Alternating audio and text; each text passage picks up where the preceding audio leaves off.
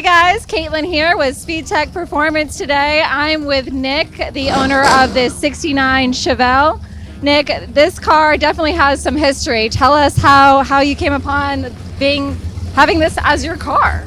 Yeah, so I got this when my grandpa passed away when I was 18 years old. He wanted to pass on his passion about cars to me. I got it. It was basically a CS307 in it. It was just primered. Really no interior except for the front seat and the dash. And me and my dad really wanted to build the car, take it out, and enjoy the car. I love that. And would you say, how much have you put into this car since you inherited it at this point? You've had it about 3 years now? Yeah. So basically, it was basically a donor car, just primered, no paint, no bumpers, no motor, no nothing. So basically built the motor, went through Speedtech and did all their suspension components, and we got the track time system on it.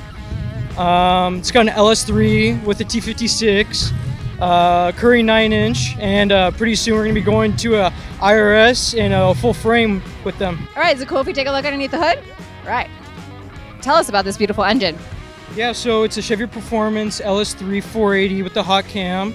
It's paired up with a T56 Tremec. And what was your highest speed you've taken it so far yourself? About 100 miles an hour. Just 100 mpch. So I've heard that this car was quite a showstopper on Autotopia LA. What else have you done to really show off this car? Basically I went to LS Fest last year, did a couple SCCA events, and then always ripping down PCH down in Huntington Beach. Well, Nick, if you didn't know, I'm from Huntington Beach, so if I see you on that PCH, I'm going to wave you down maybe to catch a ride. So Surf City, keep your eyes out for this beautiful 69 Chevelle. You can follow Nick and this beautiful vehicle at surfcity_Chevelle.